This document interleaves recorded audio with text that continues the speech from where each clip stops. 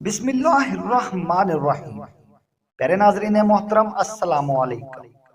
ناظرین اکرام، حلیمہ باپ کی لاڈلی ہونے کے باوجود ایک سیدھی سادی لیکن پر اعتماد لڑکی تھی جو حسن و خوبصورتی کے اعلیٰ پیمانوں پر بھی پوری اترتی تھی۔ اچھی سے اچھی تعلیم حاصل کرنا اس خاندان کے لیے ایسے ضروری تھا جیسے روز کپڑے پہننا یا کھانا کھانا۔ اس نے بھی ایم ایڈ کیا اور ایک اچھے سے سکول میں ٹیچنگ کرنے لگی۔ شادی کے لیے رشتے آنے لگے تو اس نے صرف ایک ہی شرط رکھی کہ وہ شادی کے بعد بھی اسی سکول میں ملازمت جاری رکھے گی، اس لیے لڑکا بھی اسی شہر کا ہونا چاہیے۔ باقی اس نے سب کچھ اپنے ماں باپ کی مرضی پر چھوڑ دیا۔ ادھر ولید احمد کی والدہ بیگم خیر النساء بھی ایک ایسی ہی بہو لانے کے خواب دیکھ رہی تھی جو تعلیم یافتہ ہونے کے ساتھ ساتھ برسر روزگار بھی ہو۔ ان کو ایک ایسی نیک اور پارسا لڑکی کی تلاش تھی جس کے خیالوں میں بھی کوئی دوسرا مرد نہ آیا ہو، کیونکہ ان کے بیٹے کی بھی صرف یہی شرط تھی۔ انہیں کہیں سے خبر ملی اور وہ حلیمہ کے گھر آن پہنچے۔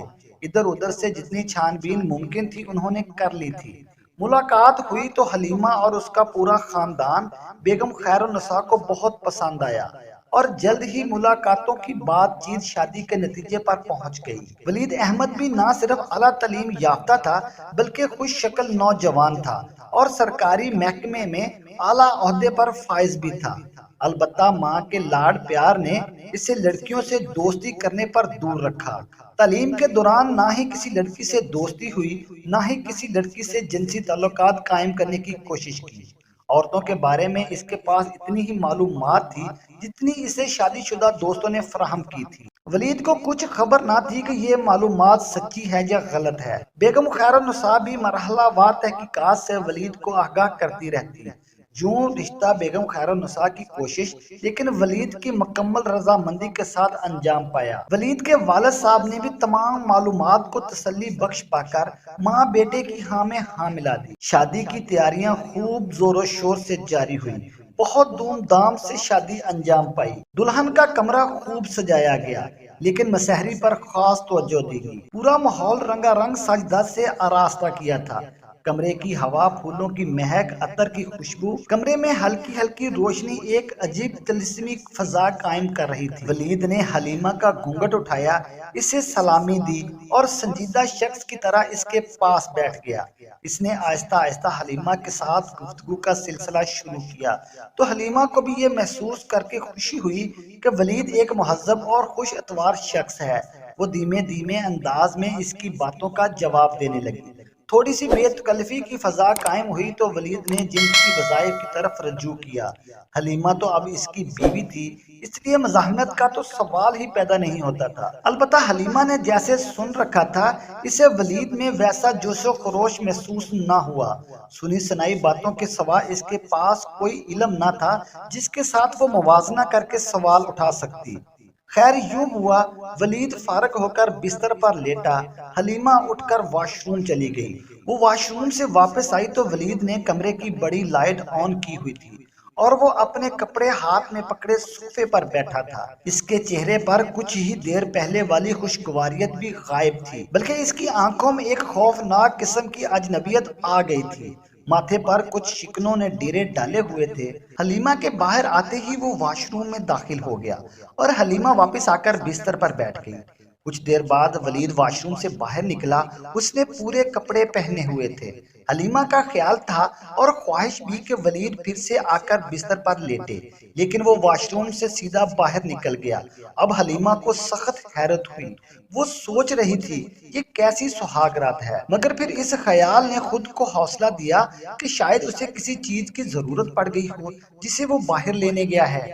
بہرحال 10-15 منٹ بعد ولید واپس آیا تو اس کے ہاتھ میں ایک کمبل اور تکیہ تھا۔ اس نے تکیہ اور کمبل صوفے پہ رکھے اور وہیں لیٹ گیا۔ اب مزید خاموش رہنا حلیمہ کے بس کی بات نہ تھی۔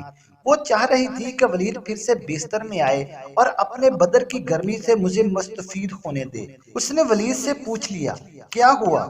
نہیں کچھ نہیں، تم سو جاؤ، دراصل مجھے کسی کے ساتھ سونے کی عادت نہیں ہے، ولید نے جواب دیا اور کمبل اوپر کھینچ لیا۔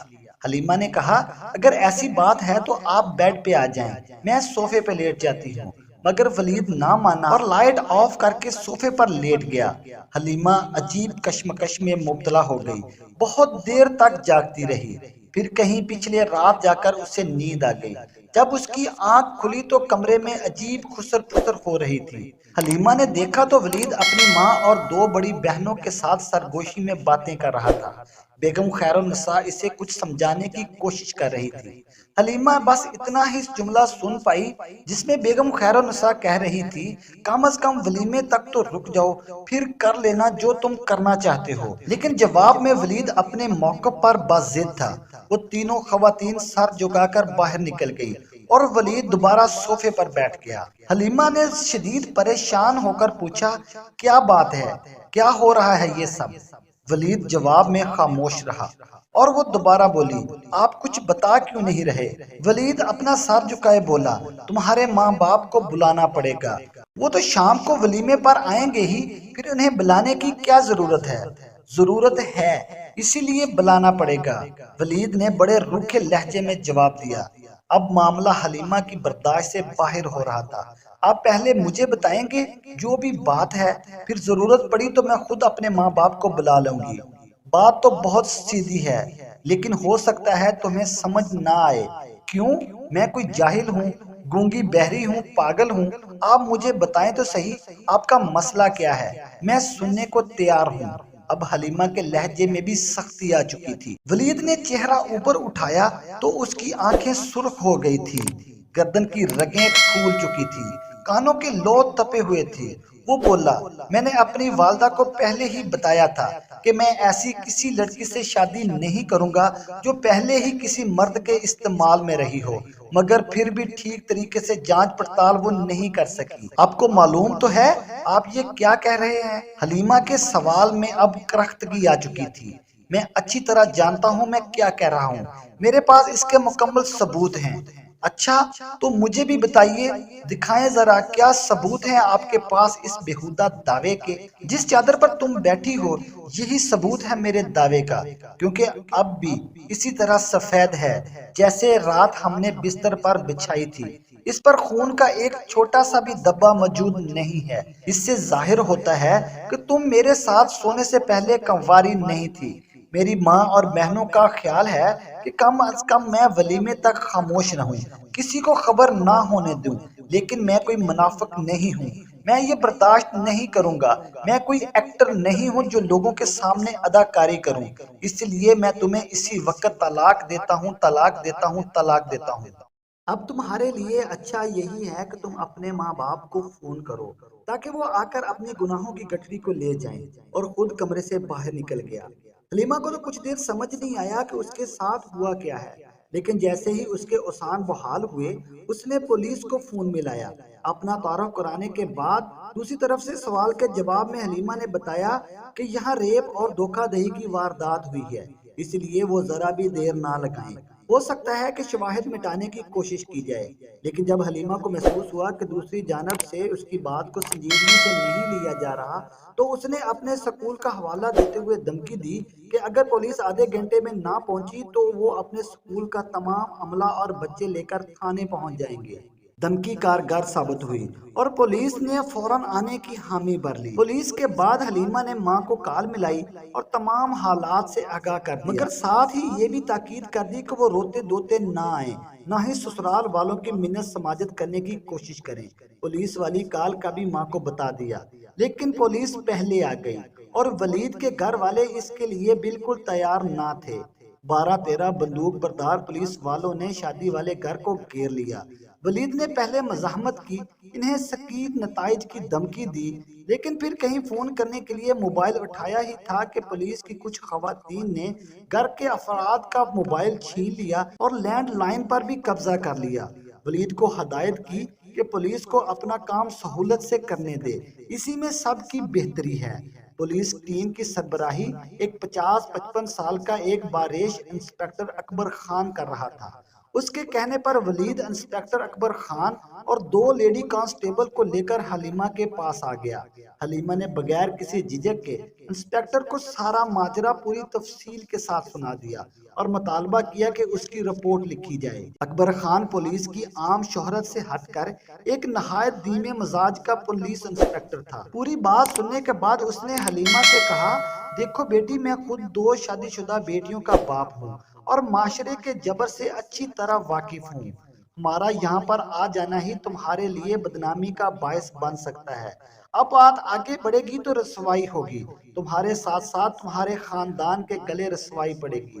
یہ لوگ لڑکے والے ہیں، یہ تم ہی پر الزام لگائیں گے۔ تھوڑی سی گرد اٹھنے کے بعد ہر تہمت تم پر لگ جائے گی، البتہ تمہاری زندگی تباہ ہو جائے گی۔ تم کہو تو میں انہیں صلح صفائی پر مجبور کر سکتا ہوں، یہاں پولیس پارٹی آنے کو کوئی اور ہی نام دے دوں گا۔ مگر اکبر خان کی ہمدردانہ گفتگو حلیمہ کا موقف نہ بدل سکی۔ وہ بولی، انسپیکٹر صاحب، طلاق تو ہو چکی ہے، اور یہ شخص جس کے نزدیک عورت کا کردار اور پاکیزگی صرف چند خون کے دھبے ہیں، اس سے مجھے کوئی رشتہ نہیں رکھنا۔ اگر یہ شخص میرے پیروں میں گر کر بھی معافی مانگے تو بھی میں اسے معاف نہیں کروں گی۔ رہی بات بدنامی کی، تو کسی نہ کسی کو تو قربانی دینا پڑے گی۔ عورت کی رسوائی کے ڈر سے سب سہتی رہتی ہیں اور ہمارا معاشرہ اس کا احتساب کرتا رہتا ہے، جبکہ میں اچھی طرح جانتی ہوں کہ گزشتہ رات سے پہلے میرا کسی مرد تو کیا کسی عورت کے ساتھ بھی جنسی تعلق نہیں رہا۔ خدا کا شکر ہے میں کبھی جنسی زیادتی کا بھی شکار نہ ہوئی، اور نہ ہی میں خود لذتی کی علت میں مبتلا ہو کر اپنی دوشیزگی سے محروم ہوئی ہوں۔ تو پھر میں ایسے الزام کے ساتھ کیوں جیوں؟ مجھے انصاف چاہیے۔ دودھ کا دودھ اور پانی کا پانی ہوگا تو ہی میں زندہ رہ سکوں گی۔ وجوہات سامنے آئیں گی تو شاید دوسری مظلوم عورتوں کو بھی ہمت مل سکے۔ ناظرین محترم، اس کہانی کا اگلا حصہ ہم آپ کے ساتھ اگلی ویڈیو میں ضرور شیئر کریں گے۔